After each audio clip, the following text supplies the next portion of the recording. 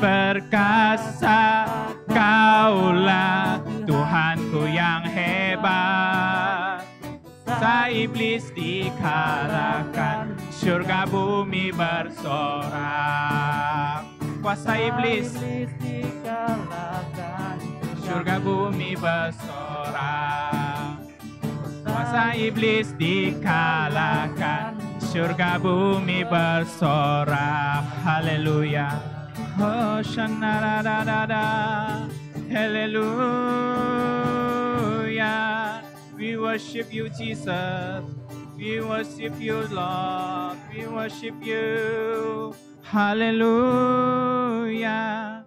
Tiada yang dapat pisahkan Tuhan dari terangnya kasih-Mu, Tuhan. Kau hadir di tempat kami, Tuhan, memberi ketenangan, Yesus. Hoshanarada, we worship you.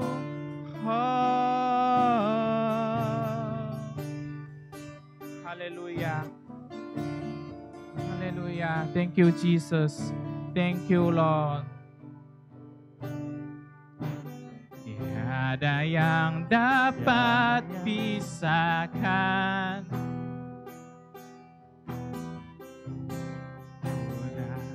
dari terangnya kasih-Mu. Kau hadir, Kau di dan ketenangan yang tak bisa dunia berikan. Kini Kau pegang hidupku, kini Kau pegang hidupku, dan Kau hapus kesalahanku. Harganya pengorbanan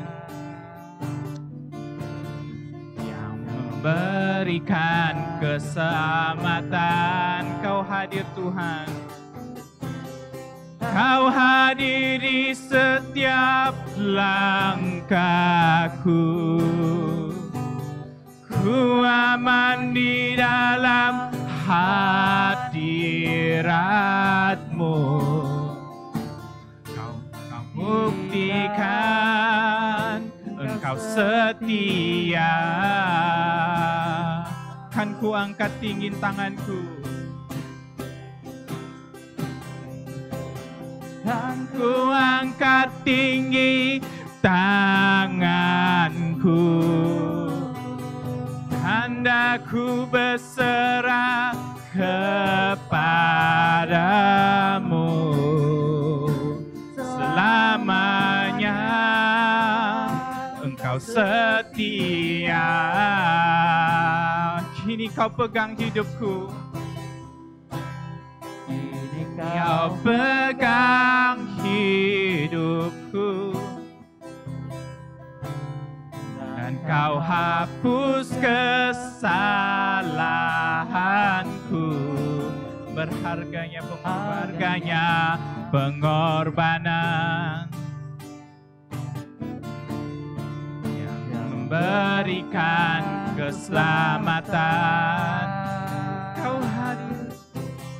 Kau hadir di setiap langkahku. Ku aman di dalam hadirat-Mu. Kau buktikan Engkau setia. Kan ku angkat tinggi tanganku, kan ku angkat tinggi tanganku. Tandaku berserah kepadamu selamanya. Engkau setia. On your presence, on your presence, never leave me, and you'll never forsake me. on your presence. Never leave me, and you'll never forsake me. On your presence, never leave me, and you'll never forsake me. On your presence, never leave me, and you'll never forsake me, and you'll never. Oh, oh, your presence, Lord, your presence, Lord. We worship you, hadirat-Mu Tuhan, hadirat-Mu Tuhan. Oh, we worship you, Jesus, we worship you. Kau pegang hidup kami, Tuhan. Engkau hapuskan, Tuhan, kesalahan kami, Yesus.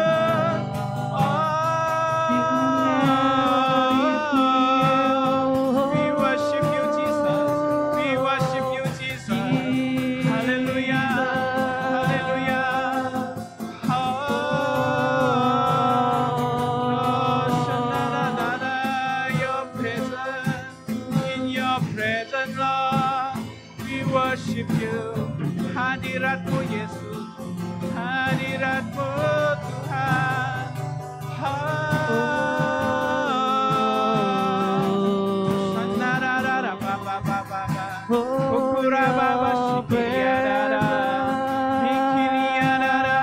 Mari kita terus menyembah Dia, karena Dia yang layak ditinggikan, Tuhan. Oh, we worship you, Jesus. Hallelujah, hallelujah. You never leave me, Tuhan. Oh, thank you, Jesus. Thank you, Lord. We worship you. We worship you. Oh, we worship you. Kau hadir, Tuhan. Kau hadir di setiap langkah hidup kami, Yesus. Oh, hadir di setiap langkahku. Ku aman di dalam hadirat-Mu.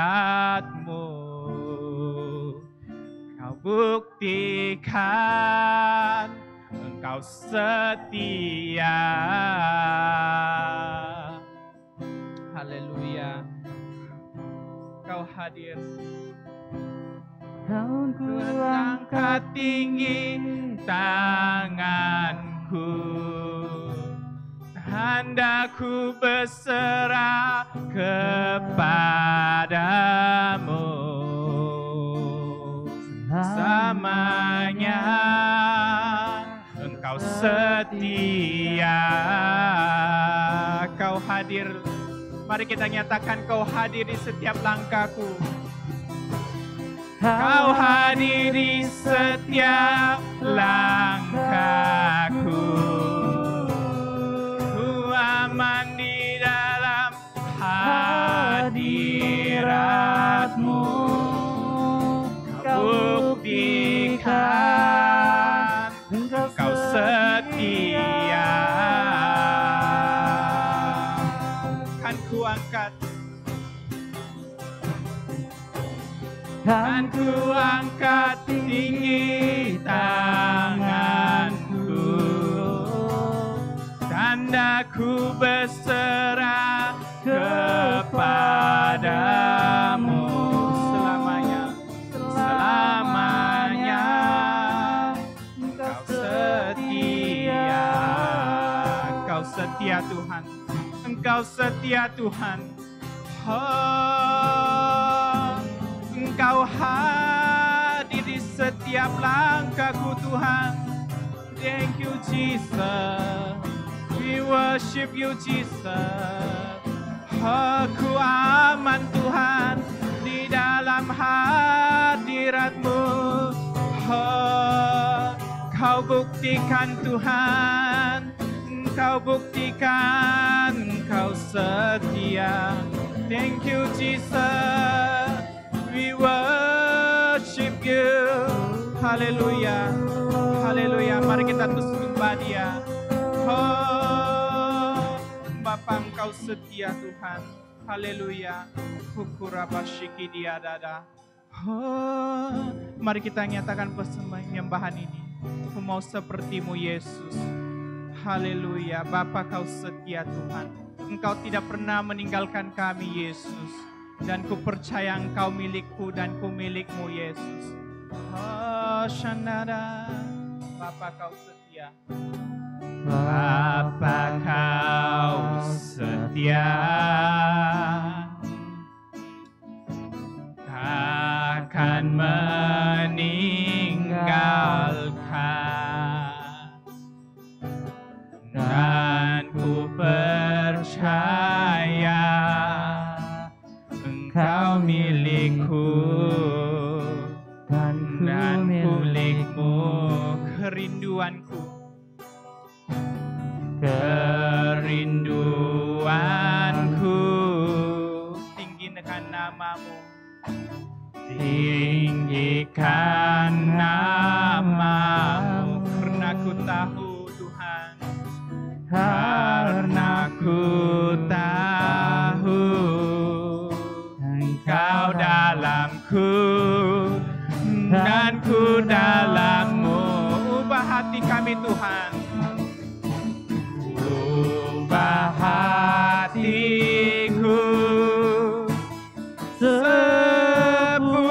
seputih hati-Mu, setulus salib-Mu, setulus salib-Mu, kasih-Mu Tuhan. Biar mataku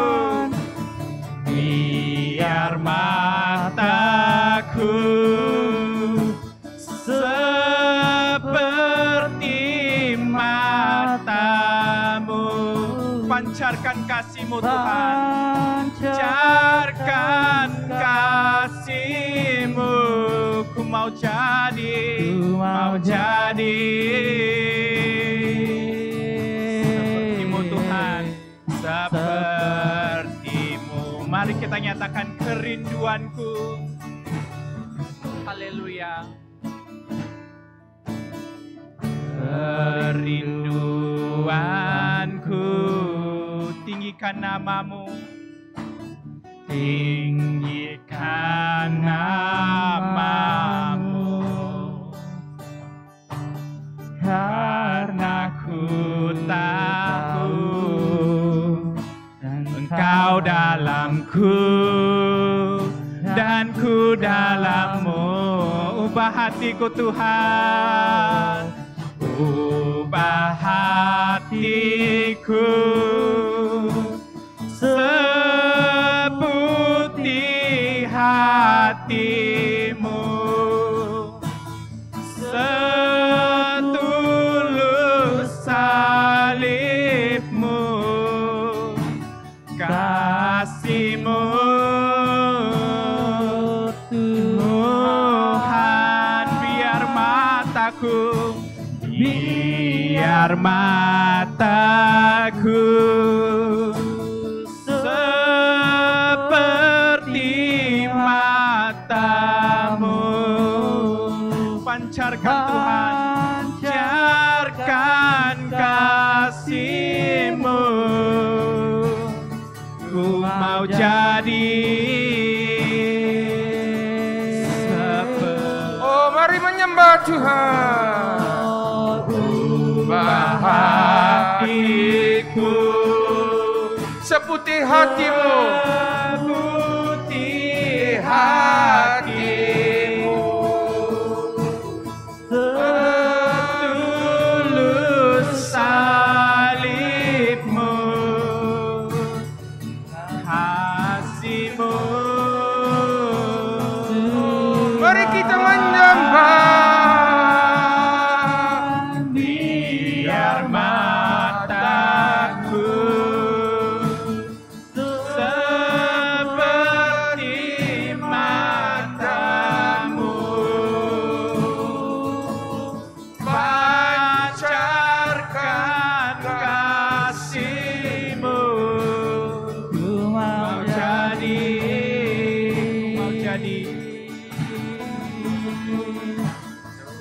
mau jadi.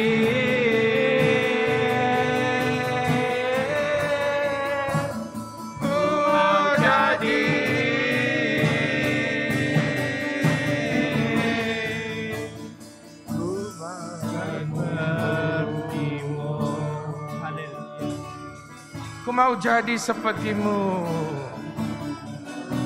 Ku mau jadi. Ku mau jadi.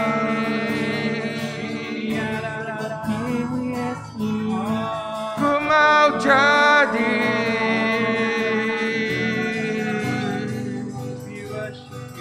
Sepertimu. Sepertimu Tuhan. Sepertimu Tuhan. Ku mau jadi sepertimu Tuhan. Allah Bapa yang kami mengasihi, terima kasih Bapa kerana apa yang Engkau telah melakukan di dalam kehidupan kami. Terima kasih Bapa kerana kasih karunia-Mu, kerana kasih sayang-Mu yang indah terhadap kehidupan kami. Terima kasih, kami amat bersyukur Bapa ke atas penuntunan-Mu terhadap kehidupan kami. Kami juga mau mencurahkan daripada hati kami, hasrat kami, supaya Tuhan Engkau akan memberkati tiap-tiap kami. Yang di online, kami bersyukur kepada keluarga masing-masing, kepada mereka yang masih Bapa setia, yang masih Bapa berpegang teguh kepada kehendak-Mu dan juga firman-Mu Bapa. Terima kasih Bapa di dalam nama Yesus. Mari kita bagi tepukan kepada Tuhan. Amen. Terima kasih ya, terima kasih semua ya. Hari ini penyembahan sangat apa yang dikatakan enak dan merdu dan penuh dengan urapan Tuhan ya. Sebelum itu bagi pastor untuk menerangkan sesuatu apakah hala tuju kami, kerana kita tahu bahawa SOP baru sudah keluar. Kita tahu bahawa orang kalau kita mahu beribadah secara fizikal, kita tahu bahawa kita mesti ada 2 dos vaksinasi ya untuk datang beribadah. Sekarang ini kita hanya rekod saja. Itu sebabnya tiada di sini, tiada orang di sini ya. Itu yang dikatakan sangat, apa yang dikatakan kita mesti fleksibel ya. Apapun fleksibel daripada masa ke semasa ataupun bulan ke bulan, minggu ke minggu. Ya, untuk bulan ini sebagai hala tuju supaya saudara-saudari pun tahu, dan kepada mereka saya bersuruh supaya semua pengumuman kamu melihat di dalam apa yang dikatakan connect group kita ya, Telegram connect group kita, supaya anda lebih jelas pemberitahuan itu ya daripada apa yang kita akan buat bulan depan. Untuk saudara-saudari yang kukasihi, bulan depan kita akan mengadakan live ya. Maksudnya kebaktian kita bukan lagi direkodkan, tetapi secara live pada hari Ahad. Dengan itu kepada semua pelayan-pelayan sila beri perhatian ya, dan prihatin tentang pengumuman ini ya. Bulan depan kita akan mulakan live. Live maksudnya masih recording kepada mereka yang apa. Nanti pastor juga akan mengumumkan adakah kita adakan kebaktian fizikal. Pastor masih mau tahu keadaan ya di Sabah. Kita tidak mau melakukan sesuatu akhirnya kita tangguh ataupun kita batalkan, tidak baik ya. Dengan itu pengumuman langsung, adakah kita adakan kebaktian fizikal, sila melihat di dalam Telegram ya, grup kita ya. Pertama ya. Kedua, saya menyarankan kepada semua di sini supaya kalau boleh berdaftarlah untuk BISOM ya, kerana pengajian pada bulan ini adalah sangat apa yang dikatakan mantap ya untuk semua di sini tahu tentang firman Allah, kerana kita akan belajar tentang rahsia-rahsia, kunci-kunci dan juga sukses dan juga kegagalan-kegagalan.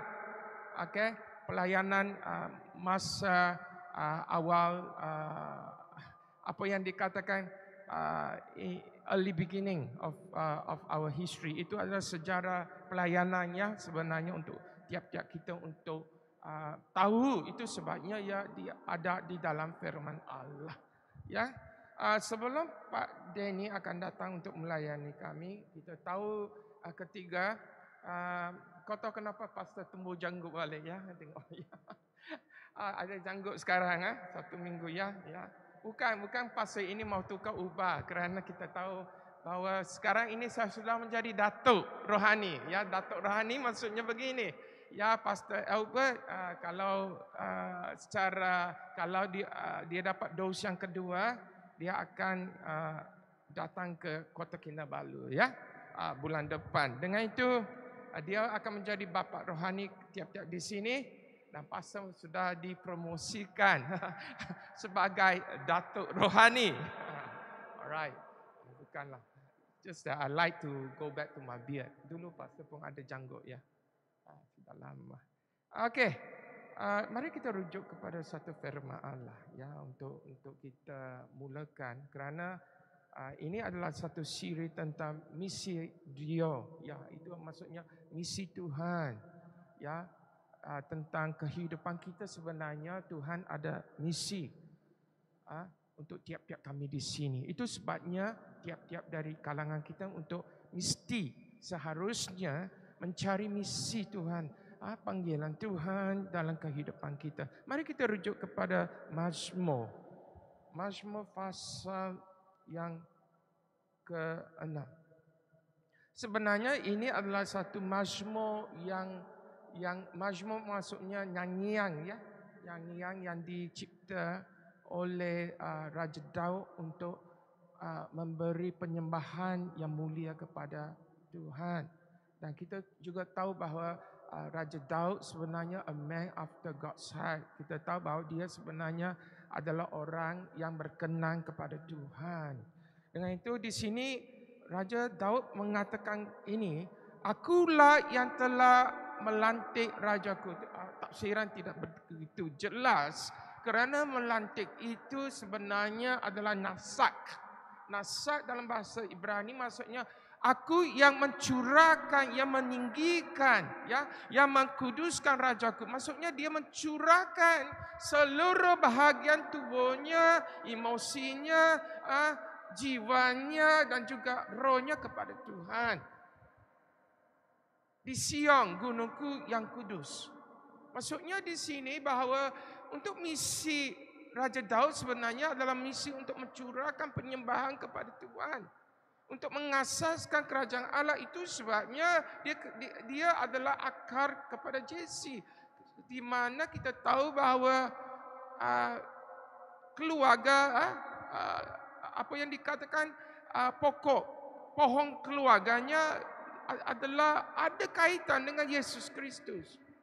Dan dalam ayat 7 mengatakan aku mau menceritakan tentang ketetapan Tuhan. Itu sebabnya kita seharusnya menceritakan, bersaksi, maksudnya berceritakan tentang kehendak Allah, ketetapan Allah.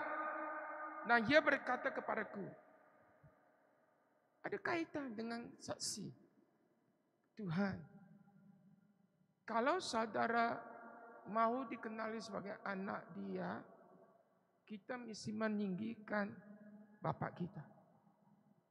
Banyak orang mau menyembah Tuhan, tetapi adakah kita menceritakan kepada orang lain betapa baiknya Tuhan dalam musim ini, mujizat Tuhan dalam musim ini, ketetapan Tuhan dalam musim ini, atribut Tuhan dalam musim ini.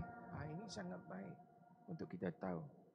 Kerana dia tahu Mazmur ini mengatakan bahawa Raja Daud tahu bahawa Tuhan yang telah kuperanakkan pada hari ini.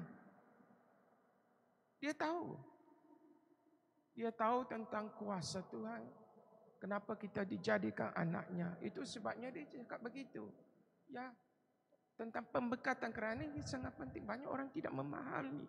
Ya, bila kita menceritakan ketetapan Tuhan, kita ada kuasa untuk meminta.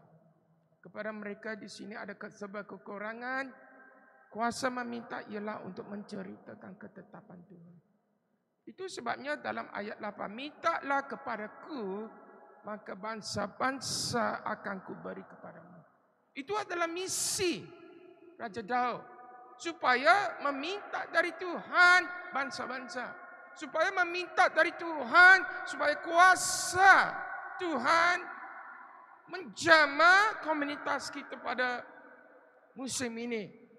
Dan ku berikan kepadamu menjadi milik pusakaku. Kalau kita tengok dalam firman Allah, boleh tunjuk ya? Boleh tunjuk? Ya. Dan engkau akan merumukkan mereka dengan gada besi dan memecahkan mereka seperti timba tukang periuk. Maksudnya di sini. Ayat 8, mari kita rujuk balik kepada ayat 8 ya. Mintalah kepadaku. Berapa kali kita minta dari Tuhan? Maka bangsa-bangsa akan kuberi kepadamu, menjadi milik pusakamu. Itu adalah satu yang kita mesti pasti. Supaya kita mesti meminta, bahawa misi kita ialah meminta Tuhan. Supaya kita ada kuasa memperanakkan bangsa-bangsa. Ya. Itulah misi Tuhan. Kalau kita tak lakukan, kita ini hanya satu social club saja. Minta maaf. Apa yang kita buat semuanya adalah tidak ada nasak. Tidak meninggikan Tuhan. Tidak mengkuduskan Tuhan. Itu maksudnya nasak. Ya. Dengan itu, saudara yang kukasihi, hari ini ambil peluang untuk bersaksi kepada keluarga kamu. Kalau keluarga kamu akan pergi neraka, adakah kamu akan terus diam? Saya sini syok saja. Tetapi adakah keluarga kamu berkenan kepada Allah? Seperti Daud berkenan kepada Allah. Pikirkannya. Saudara mara Anda. Ya. Jiran tetangga Anda. Dan komunitas Anda. Saya mau cabar tiap-tiap di sini untuk membuka hati. Dan kita akan dibuka mata dan hati nurani kita semasa Pak Dennis sekarang ini melayani kita. Pak, sila datang. Terima kasih.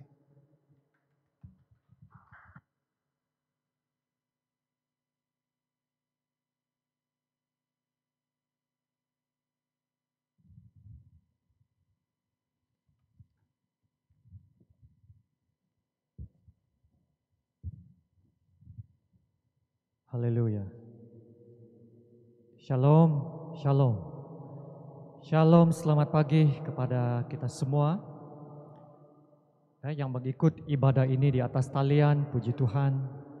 Kita mau mendengar firman Tuhan sekarang walaupun ya Pastor Ezra telah memulakan firman Tuhan itu. Mari kita berdoa sekarang. Kita serahkan masa ini kepada di dalam tangan Tuhan. Ya Bapa kami yang di syurga. Bapa yang kami kasihi dan yang kami sembah di dalam nama Tuhan Yesus. Kami mengucap syukur Tuhan, Engkau Allah yang baik, yang sungguh baik.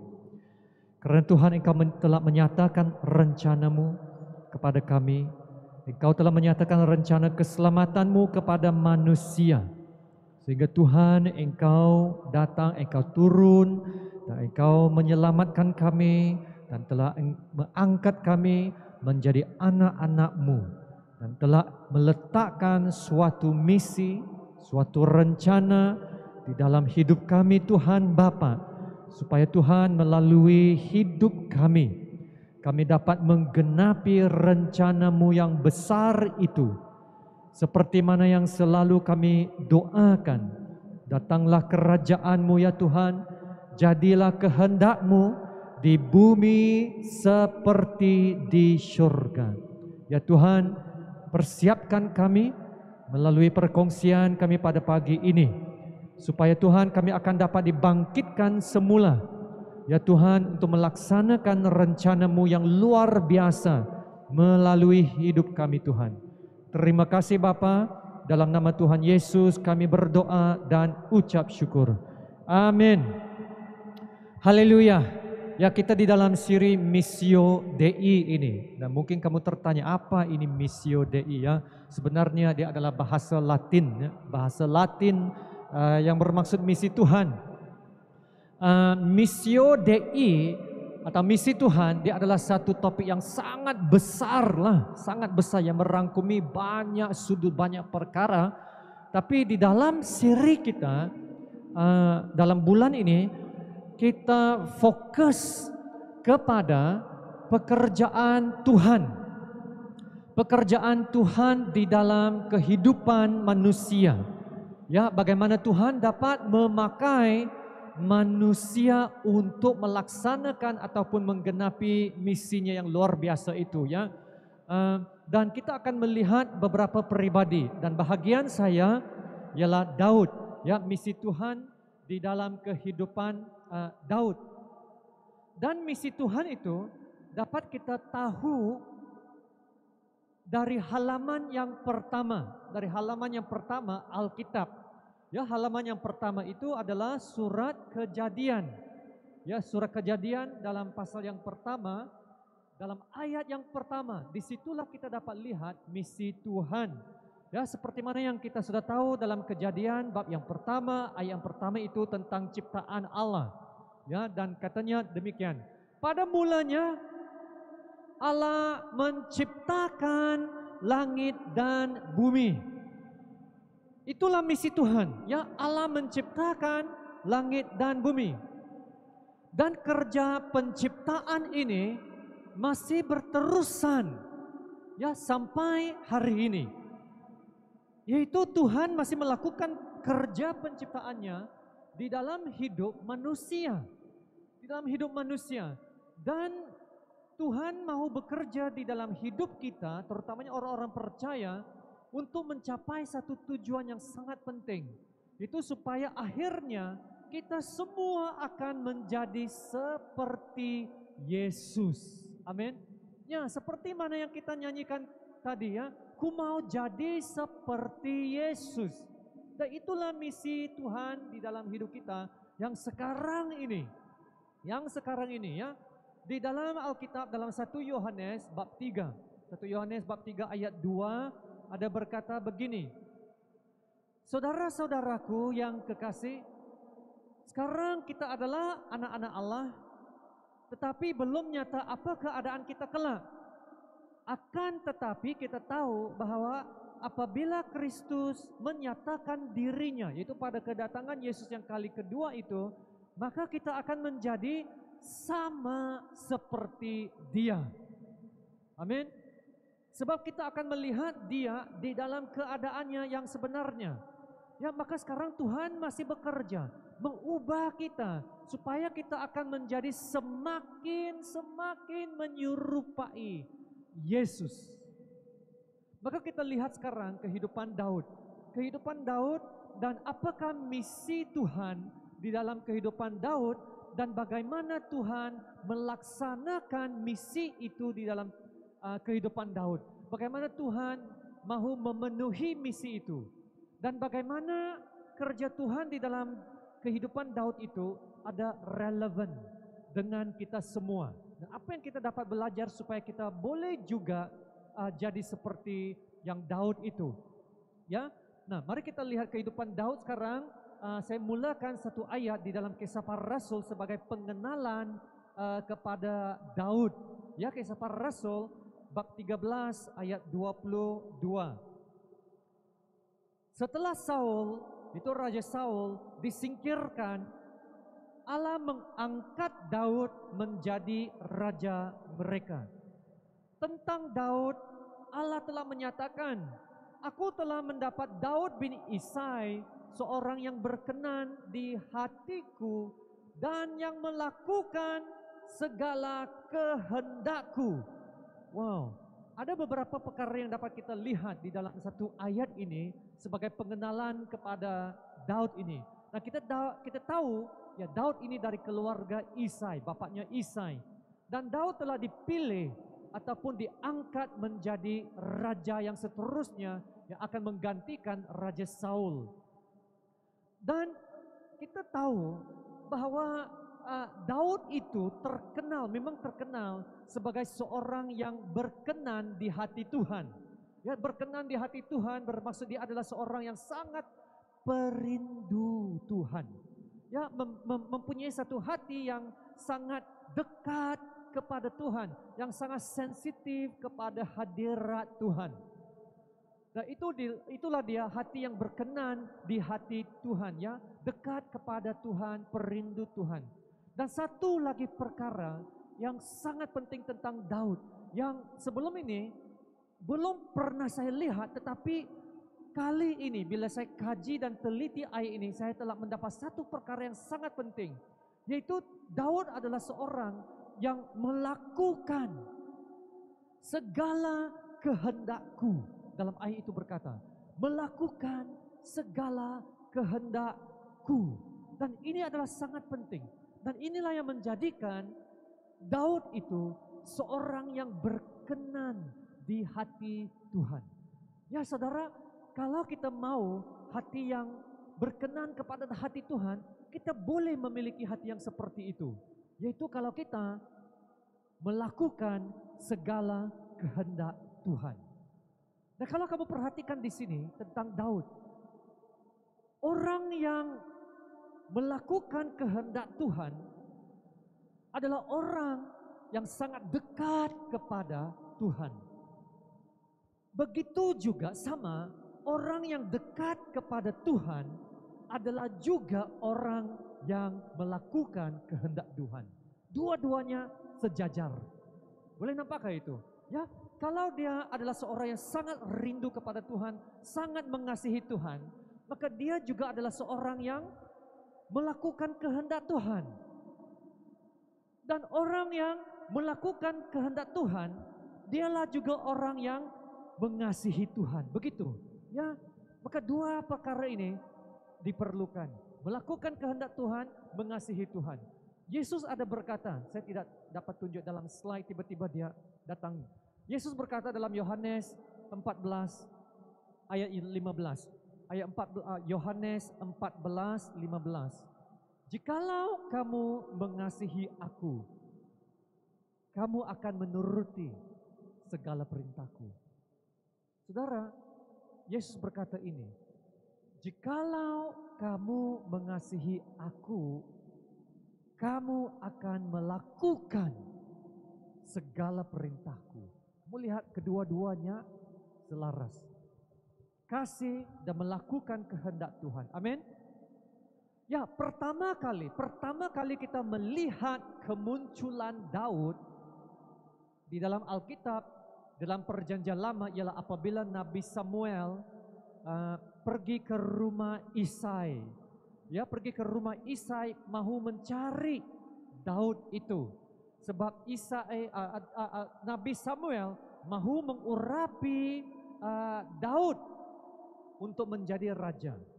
Maka di antara semua adik-beradik itu, Daud yang dipilih, dan Daud itu adalah anak yang bongsu, ya, anak yang bongsu sekali. Dan Daud telah dipilih untuk menjadi raja.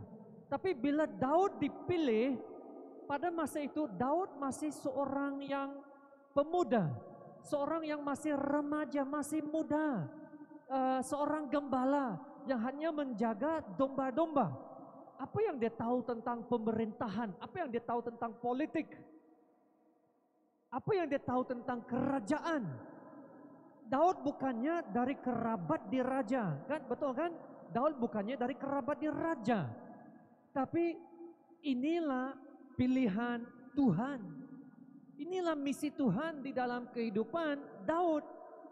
Dan pilihan Tuhan ini berdasarkan kepada berdasarkan kepada hati Daud itu. Berdasarkan kepada hati Daud. Kita perhatikan satu lagi ayat dalam 1 Samuel 13 dan 14. 1 Samuel 13, 14 berkata demikian. Tetapi sekarang kerajaanmu tidak akan tetap. Itu berbicara kepada Raja Saul, ya, Raja Saul, ya.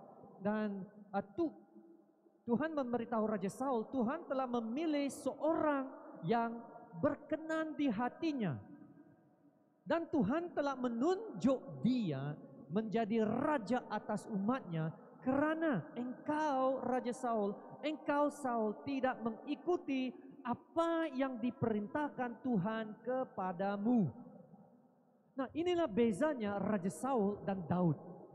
Ya, Raja Saul ini Tuhan berkata, engkau tidak mengikuti apa yang diperintahkan Tuhan kepadamu. Dan karena itu Raja Saul disingkirkan. Nah, perhatikan saudara betapa pentingnya ya, betapa pentingnya Tuhan melihat seorang itu yang melakukan kehendak Tuhan. Saya harap kita didorong pada hari ini supaya hidup kita itu adalah hidup yang melakukan kehendak Tuhan. Amin. Sebab Tuhan melihat itu sebagai yang sangat penting, melakukan kehendak Tuhan. Tetapi Raja Saul seorang yang tidak melakukan kehendak Tuhan, dan karena itu Raja Saul telah disingkirkan. Tetapi Daud telah diangkat menjadi raja yang seterusnya, misi Tuhan. Karena Daud ini memiliki hati yang berkenan di hati Tuhan, memiliki seorang yang dekat kepada Tuhan. Dan memang sebagai seorang raja, memang sebagai seorang remaja. Sebagai seorang remaja, Daud tentu tidak tahu apa misi Tuhan yang sepenuhnya. Sebab dia masih muda. Dia hanya seorang gembala yang menjaga domba-domba pada masa itu, ya. Dan sudah pastinya Daud tidak tahu bagaimana Tuhan akan melaksanakan misi yang besar ini di dalam hidupnya. Ya. Dan rencana Tuhan akan dinyatakan kepada Daud secara berperingkat-peringkat. Bukan sekali tunjuk, tetapi secara berperingkat-peringkat. Dan apa yang kita pelajari daripada Daud ialah Daud mempercayai Tuhan dalam setiap langkah hidupnya. Saya harap kita dapat tangkap ini. Seperti Daud. Daud mempercayai Tuhan dalam setiap langkah hidupnya. Walaupun Daud terpaksa berdepan dengan banyak cabaran-cabaran yang tak disangka-sangka yang datang melanda dalam hidupnya. Ya, Daud terpaksa berdepan dengan beruang, berdepan dengan singa, berdepan dengan gergasi, raksasa, dan banyak masalah lain. Kan? Tetapi macam mana Daud berdepan dan berhadapan dengan semua cabaran inilah ya yang menjadikan dia seorang yang berkenan di hati Tuhan. Dengar ini, ya. Bagaimana Daud menghadapi semua cabaran ini, berdepan dengan semua kesusahan ini, kesukaran ini. Inilah yang menjadikan Daud seorang yang sangat-sangat berkenan di hati Tuhan. Kenapa? Sebab Daud mempunyai satu pandangan yang benar tentang Tuhan. Pandangan yang benar, the right perspective tentang Tuhan. Dan yang kedua, Daud memiliki semangat yang betul tentang Tuhan. The right spirit. Pandangan yang benar, semangat yang betul, dan juga iman yang percaya kepada Tuhan. Ya, pandangan yang benar, the right perspective, dan juga the right spirit, semangat yang betul, dan juga iman, ya, iman yang percaya kepada Tuhan. Nah, inilah sangat penting, sebab Daud ini telah dicabar di setiap penjuru, di setiap sudut. Daud telah dicabar dari bangsanya sendiri, dari keluarganya sendiri. Eliab, abangnya, cemburu dengan Daud. Raja Saul memandang rendah kepada Daud karena Daud masih muda. Goliat mengejek Daud karena Daud itu masih muda. Tapi Daud tidak putus asa. Itulah dia, sangat penting. Daud tidak putus asa dan dia masih lagi percaya kepada Tuhan dan masih terus pandang kepada Tuhan. Saya tunjukkan satu petikan ini yang menceritakan atau menjelaskan apa maksud saya. Daud mempunyai pandangan yang benar tentang Tuhan. Di dalam 1 Samuel bab yang ke-17. Nah, ini dia pertempuran Goliat dengan camp tentara Israel itu. Dalam 1 Samuel bab 17 ayat 44 berkata demikian. Pula orang Filistin itu berkata kepada Daud, hadapilah aku, maka aku akan memberikan dagingmu kepada burung-burung di udara dan kepada binatang-binatang di padang. Tetapi, sekarang Daud pula berbicara. Daud membalas sekarang.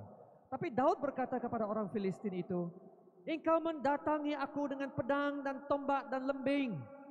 Tapi aku mendatangi engkau dengan nama Tuhan semesta alam, Allah segala barisan Israel yang kau tantang itu. Hari ini juga Tuhan akan menyerahkan engkau ke dalam tanganku, dan aku akan mengalahkan engkau dan memenggal kepalamu dari tubuhmu. Hari ini juga aku akan memberikan mayatmu dan mayat tentara orang Filistin kepada burung-burung di udara dan kepada binatang-binatang liar, supaya seluruh bumi tahu bahwa Israel mempunyai Allah, dan supaya segenap jemaah ini tahu bahwa Tuhan menyelamatkan bukan dengan pedang dan bukan dengan lembing, sebab di tangan Tuhanlah pertempuran, di dalam tangan Tuhanlah pertempuran, dan Ia pun menyerahkan kamu ke dalam tangan kami. Amin. Wah, kata-kata yang begitu berani sekali. Goliat memberikan satu ayat sahaja, tapi Daud membalas dengan 3 ayat, memberikan satu syarahan yang sangat panjang tentang siapakah Tuhan Allah Israel. Wow, luar biasa. Nah, kalau kamu baca petikan yang saya baca tadi, kamu baca dari hati kamu pun akan bangkit. Saya akan penggalkan kepalamu. Wow, luar biasa. Inilah dia. Daud mempunyai semangat yang betul. Ya, dia melihat kepada Tuhan. Pada masa itu ada satu pandemik yang sedang satu pandemik yang melanda camp tentara Israel. Apa pandemik itu? Yaitu pandemik ketakutan. Ya, sebab mereka sangat takut ya dengan Goliat ini yang setiap hari mencabar, mengejek ya tentara Israel. Maka mereka sangat takut, satu pandemik ketakutan. Ya, tapi Daud dia bangkit dan berdepan dengan Goliat. Walaupun Goliat itu sangat tinggi dan sangat besar seperti satu raksasa. Ya, memang di depan dia sekarang. Tapi Daud tidak takut, sebab Daud melihat sesuatu yang lebih besar daripada Goliat itu. Amin. Sebab di sebalik Goliat itu Daud nampak Tuhan yang lebih besar.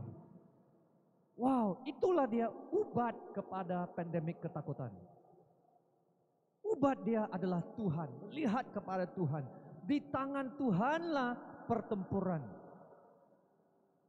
Wow, luar biasa. Maka Daud mempunyai pandangan, the right perspektif tentang Tuhan. Walaupun dalam keadaan yang begitu mendesak itu.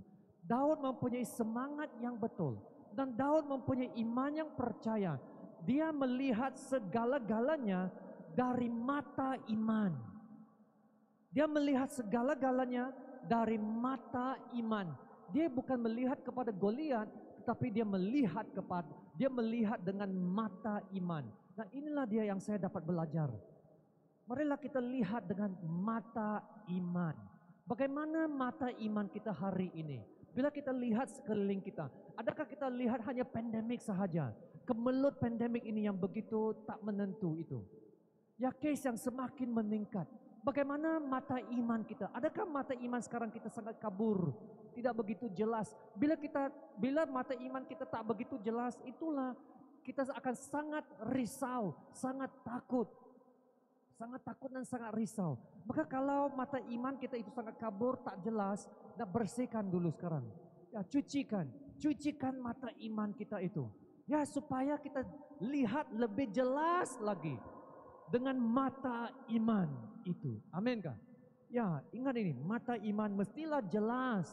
Ya, supaya kita lihat kepada Tuhan dan kita tidak akan takut. Sebab Tuhan memberikan kepada kita bukannya roh ketakutan, tetapi roh yang membangkitkan kasih, kuasa, dan ketertiban.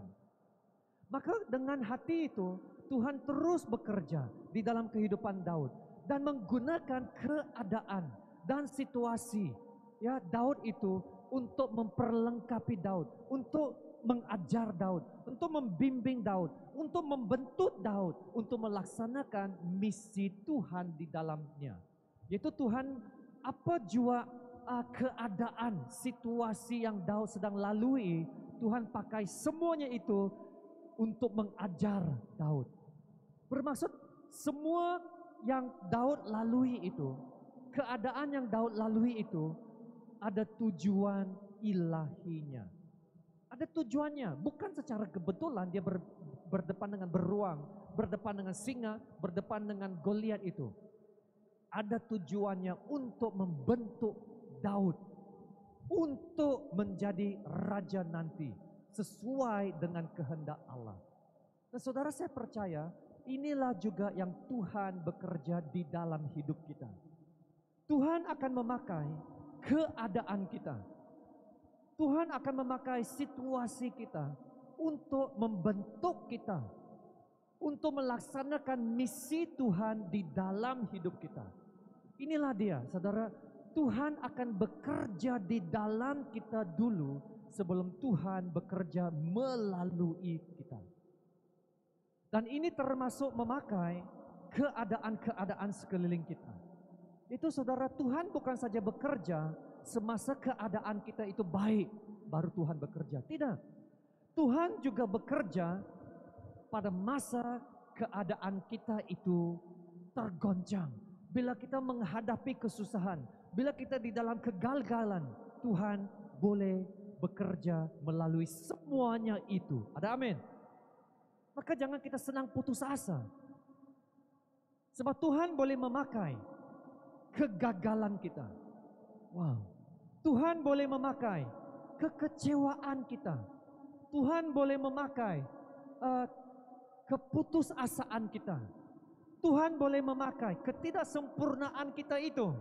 Tuhan boleh memakai semuanya itu. Keadaan apa jua keadaan kita. Untuk membentuk kita, mengasah kita. Untuk mengajar kita. Walaupun dalam kegagalan itu ada juga ajaran, ada juga berkatnya. Ya, supaya Tuhan dapat melaksanakan misinya di dalam kita dan melalui kita. Contoh daripada Daud. Ketika Raja Saul mengejar Daud itu, mahu membunuh Daud, Daud masih lagi percaya kepada Tuhan, masih lagi berpegang kepada Tuhan dengan iman. Tahukah saudara, di dalam pelarian Daud itu, pada masa itulah Daud menulis banyak mazmur-mazmur yang paling indah sekali. Kalau kamu sadar itu, banyak mazmur yang ditulis oleh Daud itu, banyak sekali ditulis semasa dia di dalam kesusahan, di dalam pelarian dia. Saya bagi satu contoh yang sangat luar biasa, Mazmur 63. Perhatikan Mazmur 63 ini, saya mulai dengan ayat 2. Ya Allah, Engkaulah Allahku, aku mencari Engkau, jiwaku haus kepadamu, tubuhku rindu kepadamu, seperti tanah yang kering dan tandus, tiada berair. Demikianlah aku memandang kepadamu di tempat kudus, sambil melihat kekuatanmu dan kemuliaanmu. Ayat 4. Sebab kasih setiamu lebih baik daripada hidup. Bibirku akan memegahkan engkau. Demikianlah aku mau memuji engkau seumur hidupku dan menaikkan tanganku demi namamu. Luar biasa Mazmur ini. Nah, saya mau tanya, bila masakah Daud menulis Mazmur yang begitu indah ini? Bila masa Daud menulis Mazmur ini? Adakah dia check in di dalam satu hotel? Ya, dia sedang libur, cuti. Dan di hotel itu dia pergi ke kolam renang. Di tepi kolam renang itu, ya di tepi kolam renang, nah, dengan satu gelas ais Lipton tea, dia minum, wah relax. Dan dia berkata, wow Tuhan, aku rindukan engkau. Kasih-Mu itu lebih baik daripada hidupku. Bibirku memegahkan Tuhan, maka aku akan mengangkat tanganku kepadamu ya Tuhan. Wow, luar biasa. Cahaya matahari yang begitu luar biasa, cuaca yang begitu baik sekali. Adakah dia tulis Mazmur ini semasa dia relax begitu? Tidak, saudara. Dalam ayat yang pertama, Mazmur 63 berkata, Mazmur ini ditulis oleh Daud semasa di padang gurun. Semasa di padang gurun, semasa dia dalam pelarian, ya dia menulis Mazmur ini. Semasa hidupnya itu diancam, dia boleh dibunuh bila-bila masa, tapi Daud menulis kasih-Mu lebih baik, kesetiaan-Mu, kasih-Mu lebih baik daripada hidupku. Apalah hidupku kalau berbanding dengan kasih-Mu. Bermaksud Daud hidupnya berserah saja kepada Tuhan. Wow, itulah hati yang berkenan kepada hati Tuhan, dan Tuhan melihat hati itu. Maka ketika Daud terus setia kepada Tuhan, percaya kepada Tuhan, Tuhan mulai mengungkapkan misinya kepada Daud. Dan misi yang paling hebat sekali untuk Daud adalah satu misi, yaitu perjanjian yang Tuhan buat dengan Daud. Satu perjanjian yang sangat luar biasa, yaitu perjanjian Daud, dalam bahasa Inggrisnya The Davidic Covenant. Davidic Covenant ini, perjanjian Daud ini adalah sangat-sangat penting. Dan boleh dikatakan satu daripada perjanjian yang terpenting sekali di dalam Alkitab. Dan Davidic Covenant ini, perjanjian Daud ini, kita boleh lihat di dalam 2 Samuel bab yang ke-7. 2 Samuel bab yang ke-7, saya ingin mendorong kita supaya dapat ingat bab ini. Sebab sebagai seorang pelajar Alkitab, kita tak akan terlepas daripada bab yang sangat-sangat bersejarah ini.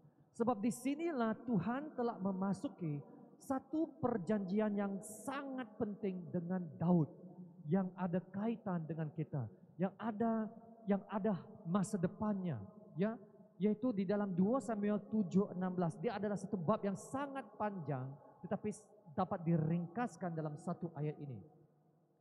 Tuhan berkata kepada Daud, keluarga dan kerajaanmu akan kukuh untuk selama-lamanya di hadapanku, takhtamu akan kukuh untuk selama-lamanya.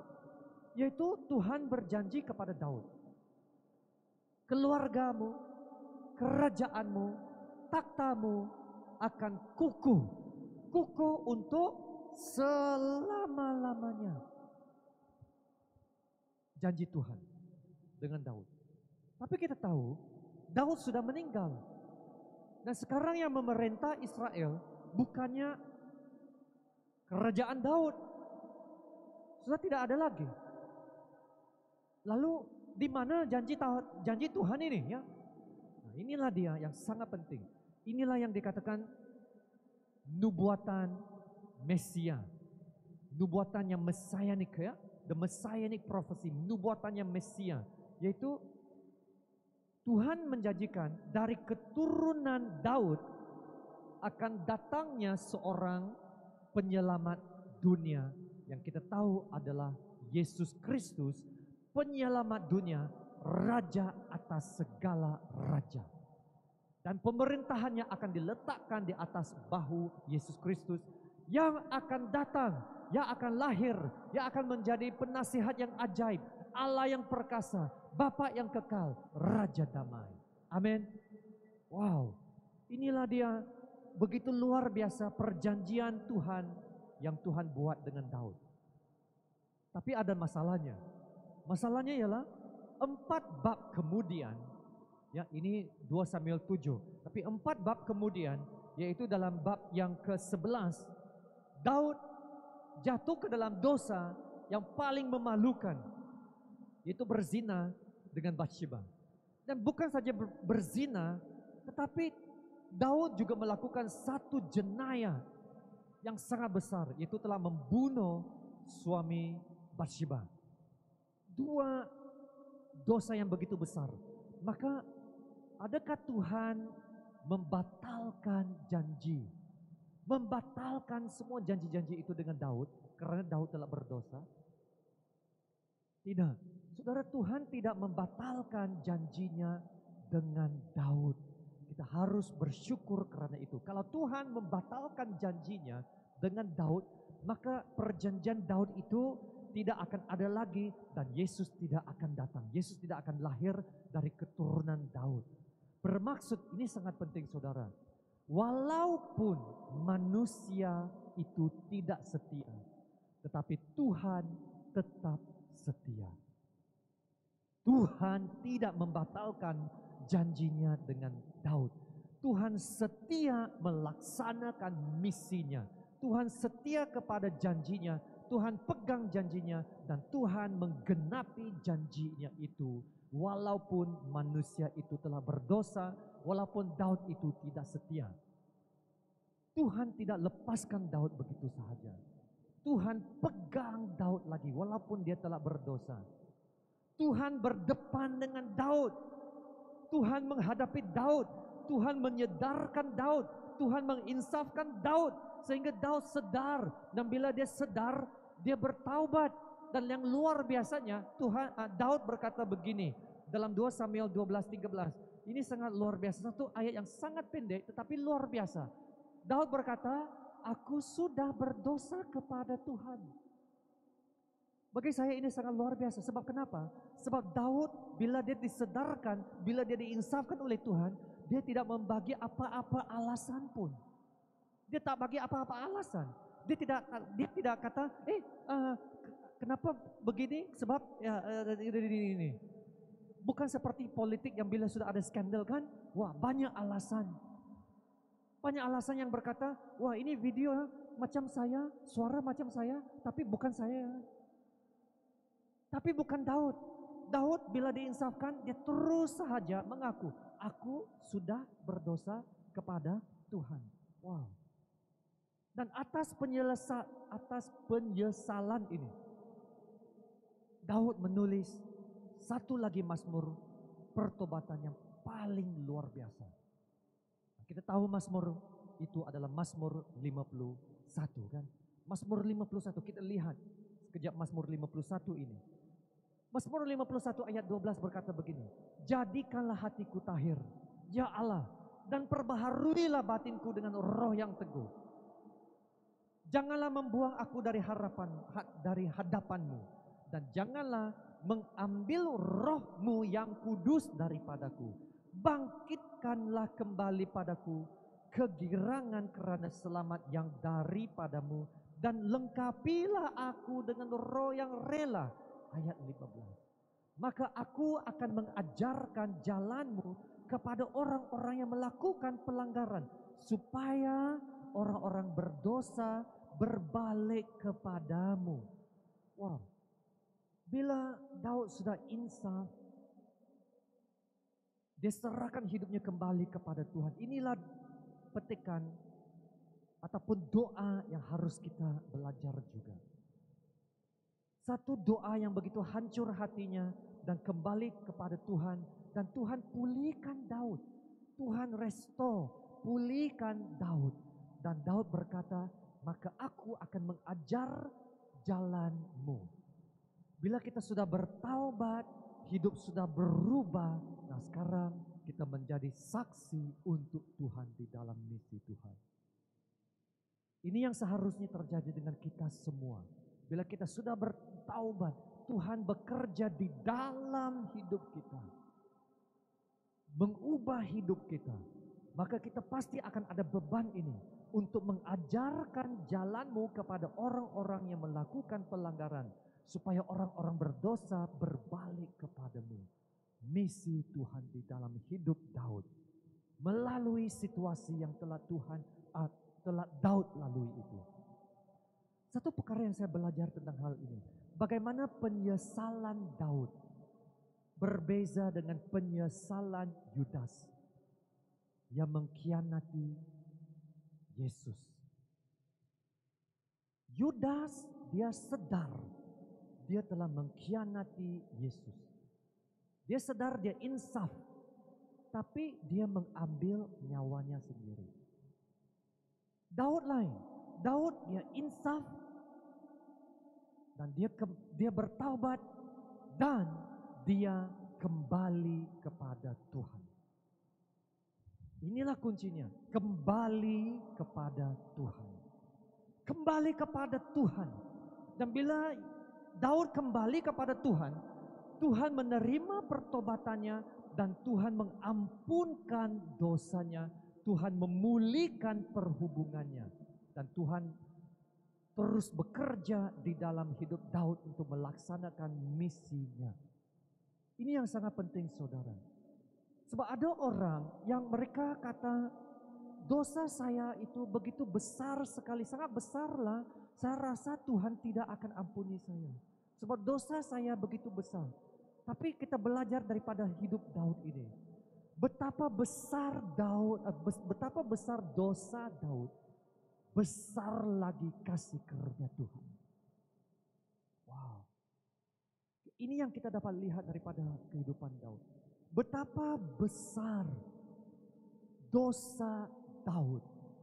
Lebih besar lagi kasih karunia Tuhan di dalam hidup kita. Maka itulah dia saudara, kembali kepada Tuhan. Kembali kepada Tuhan. Bila kita sekarang ini terutama dalam kemelut pandemik ini, kita dengar ada banyak cerita, ada orang yang telah membunuh diri karena tak boleh tahan. Tak boleh tahan. Sebab keadaan yang tidak menentu, kita lihat case sekarang. Sudah begitu meningkat, bila lagi lah, berapa lama lagi lah, sudah dapat dos pun boleh kena. Itulah dia, bila kita berdepan dengan semua kemelut ini, pergumulan ini, jangan takut. Kembali kepada Tuhan. Kembali kepada Tuhan. Cuci mata iman itu. Supaya mata iman kita lihat lebih jelas Tuhan. Bukannya kemelut pandemik itu. Amin. Maka kita tahu sekarang bahwa Tuhan telah memenuhi janji misi Tuhan di dalam hidup Daud. Tuhan tidak membatalkan misi Tuhan itu walaupun Daud telah berdosa. Tuhan tidak batalkan. Tuhan tidak batalkan. Sebab Tuhan setia. Dan buktinya daripada Daud, dari keturunan Daud, lahirlah Yesus yang menjadi penyelamat dunia. Wow, misi Tuhan di dalam hidup Daud. Nah saya mula tadi dengan kisah para rasul. Bab yang ke-13. Kita lihat sekali lagi kisah para rasul bab yang ke-13 ayat 22. Berkata demikian, setelah Saul disingkirkan, Allah mengangkat Daud menjadi raja mereka. Tentang Daud, Allah telah menyatakan, aku telah mendapat Daud bin Isai, seorang yang berkenan di hatiku dan yang melakukan segala kehendakku. Dan beberapa ayat kemudian, ayat 36, datanglah ayat ini yang mengatakan demikian. Sebab Daud telah melakukan kehendak Allah pada zamannya. Lalu ia mangkat. Wow. Sebelum ini saya belum pernah lihat ayat ini. Sampailah bila saya dibagi tugasan ini. Daud melakukan kehendak Allah pada zamannya.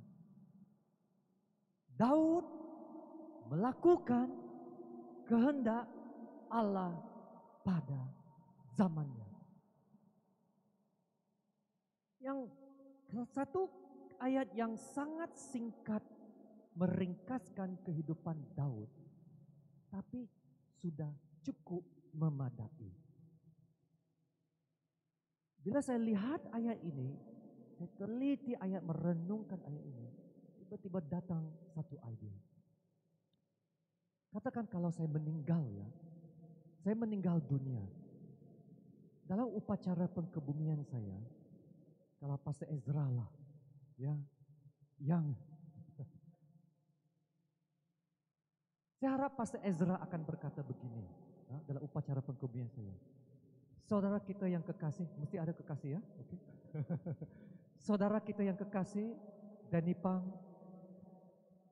adalah seorang yang telah melakukan kehendak Allah pada zamannya. Bagi saya ringkas, tapi cukuplah sudah. Cukup, itu sudah cukup. Danny Pang sudah melakukan kehendak Allah pada zamannya. Dan ayat ini telah memberikan satu suntikan kepada saya. Telah menyuntik iman saya sekali lagi. Yang begitu simple, tetapi telah membangkitkan saya, telah menghidupkan saya sekali. Sebab saya bertanya diri saya sekarang, adakah hidup saya melakukan kehendak Allah atau tidak? Ya atau tidak? Kalau tidak, maka sia-sia saya, sia-sia hidup saya sebagai seorang Kristen. Hanya hidup biasa saja, tidak melakukan kehendak Allah. Maka itulah dia suntikan yang saya telah dapat daripada Tuhan lewat daripada message ini. Adakah hidup saya melakukan kehendak Allah atau tidak? Inilah soalan yang kita harus tanya. Dan saya percaya inilah misi Tuhan juga di dalam hidup kita. Supaya melihat kehendak Allah itu terjadi seperti mana yang kita doakan selalu. Tuhan, datanglah kerajaan-Mu. Jadilah kehendak-Mu di bumi seperti di surga. Dengan melalui hidup kita. Itulah dia missio Dei Tuhan.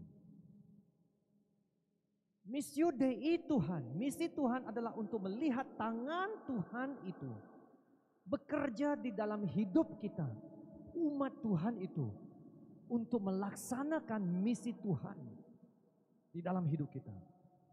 Dan apa yang mengkagumkan saya, yang saya belajar ini, ialah Tuhan akan bekerja di dalam hidup kita dulu, sebelum Tuhan bekerja melalui hidup kita. Sebab inilah yang saya rasakan daripada pengalaman saya. Maka apa yang membentuk hidup kita, yang menjadikan diri kita, siapa diri kita yang sebenarnya, bukanlah apa yang kita lakukan untuk Tuhan dulu, tetapi apa yang Tuhan lakukan untuk kita dulu. Mungkin kamu belum tangkap ini sangat penting. Apa yang membentuk kita, define kita.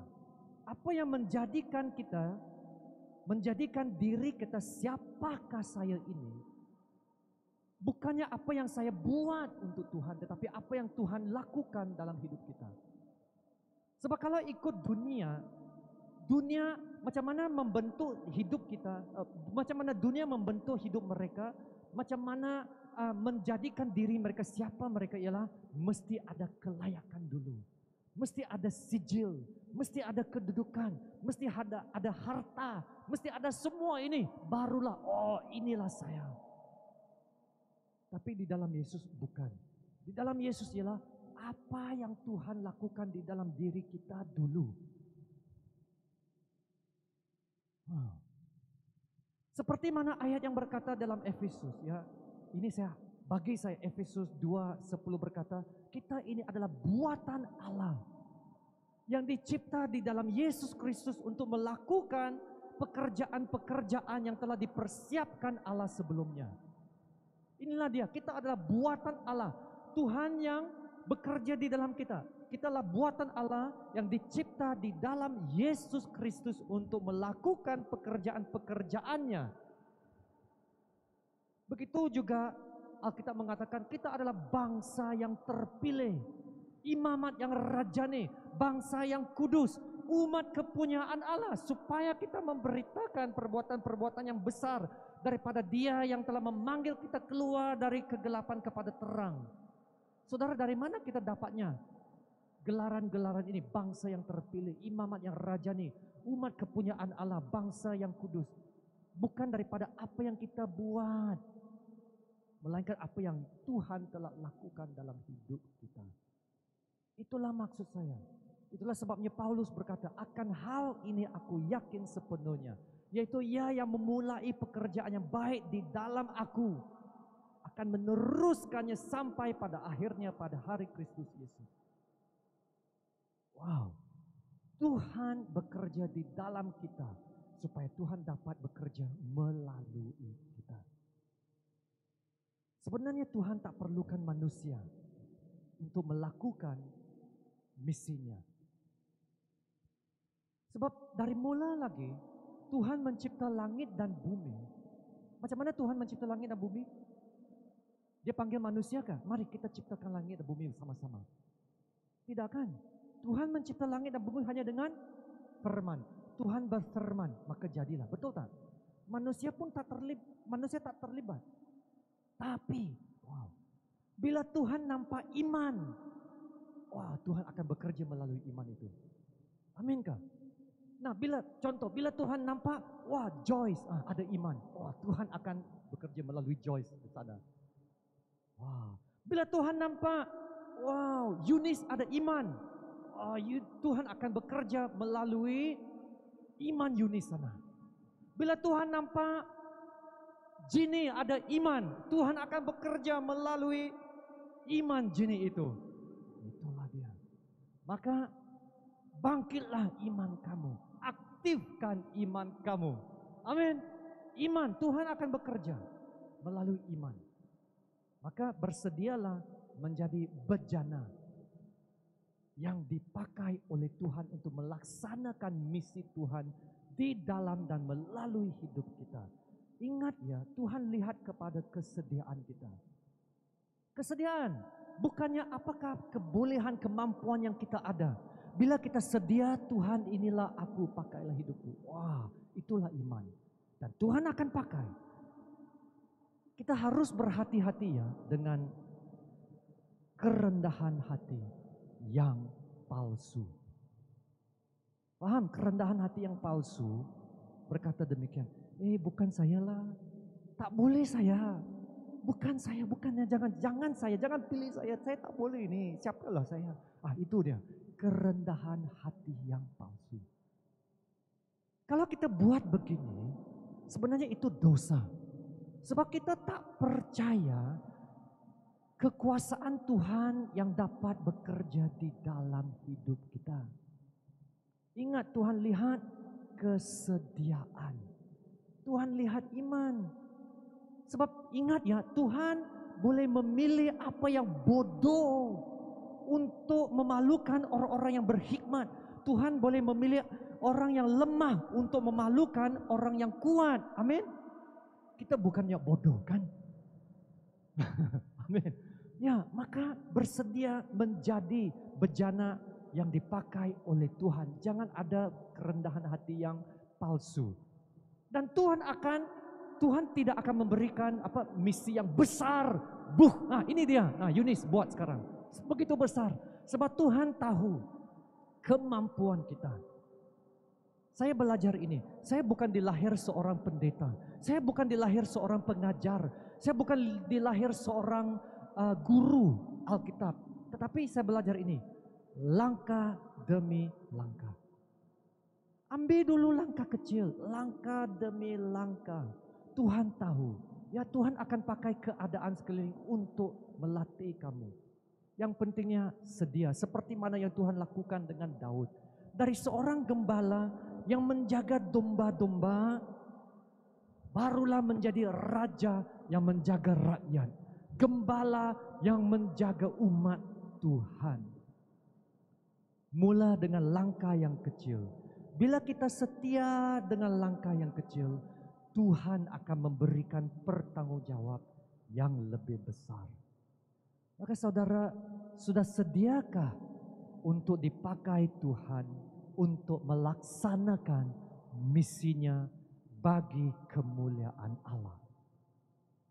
Mari kita berdoa sekarang. Wow, haleluya. Terima kasih Tuhan. Bapa, Engkau yang sungguh luar biasa. Tuhan, Engkau tahu kelemahan kami. Namun Tuhan, Engkau pakai juga kami semua. Sebenarnya Tuhan, tidak ada orang yang benar di matamu. Tidak ada satu orang pun yang benar. Tidak ada satu orang pun Tuhan yang layak. Tapi Tuhan, Engkau begitu baik sekali. Engkau turun ke dunia. Engkau selamatkan kami. Engkau telah keluarkan kami daripada kegelapan. Masuk ke dalam kerajaan-Mu yang terang. Sehingga kami telah diangkat menjadi bangsa yang terpilih. Imamat yang rajani. Bangsa yang kudus. Umat kepunyaan Allah. Oh, haleluya. Terima kasih Tuhan atas rahmat-Mu, belas kasihan-Mu di dalam hidup kami. Tuhan, inilah kami, hidup kami. Kami mau belajar untuk menyerahkan hidup kami ke dalam tangan-Mu Tuhan Bapa, supaya kami dapat berkata, pakailah kami untuk kemuliaan kerajaan-Mu, supaya jadilah kehendak-Mu di bumi seperti di surga. Tuhan, hamba-Mu mau berdoa untuk anak-anak-Mu sekiranya ada yang masih lagi lemah dalam iman mereka. Tuhan, lewat daripada message ini, Engkau bangkitkan mereka supaya mereka aktif di dalam iman mereka sekali lagi. Terima kasih Bapa. Dalam nama Tuhan Yesus kami berdoa dan ucap syukur. Amin. Terima kasih dan Tuhan berkati. Puji Tuhan, terima kasih Pastor Danny, kami sangat-sangat diberkati. Nah, selepas ini jangan kita tengok apa kekurangan kita, tapi kita lihat kesediaan kita, karena itulah apa yang Tuhan mahu lihat dari kita. Oke, sebelum itu, sekali lagi suka kami nyatakan bahawa minggu hadapan seperti biasa, kami masih lagi mengadakan kebaktian doa syafaat kami setiap hari Jumaat, malam Jumaat 8 malam. Dan juga kebaktian CG kami setiap hari Rabu 7:30 malam. Kalau mau join boleh berkontak dengan kami punya admin.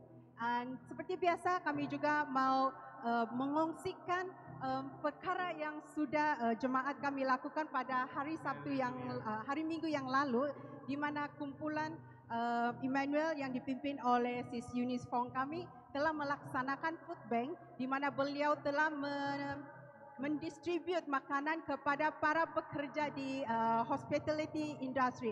Ada beberapa hotel yang telah kami pergi untuk menyampaikan bantuan tersebut. Kami sangat diberkati dan kami sangat memuji Tuhan untuk kesempatan memberkati hotel-hotel yang ada di persekitaran kami. Kami sangat bersyukur karena Tuhan begitu baik memberikan kami dana itu supaya kami dapat memberikan kembali kepada masyarakat yang sekeliling. Kami sangat bersyukur untuk Eunice dan juga cousinnya. Tuhan Yesus memberkati. Sebelum itu mari kita bangkit dan menyanyikan.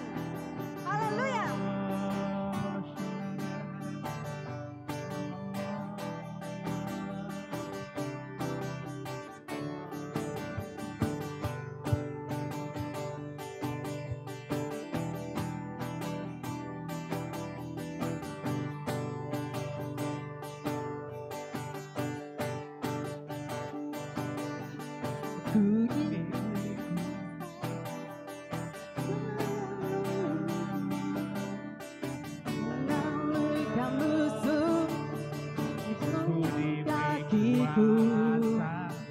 Ku diberi kuasa dari Raja mulia, biarkan taklukkan musuh di bawah kakiku.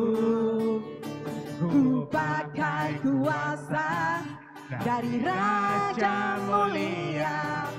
Bila Allah ada bersamaku, siapa jadi lawanku? Sungguh besar Kau Tuhanku, Engkau perisai hidupku.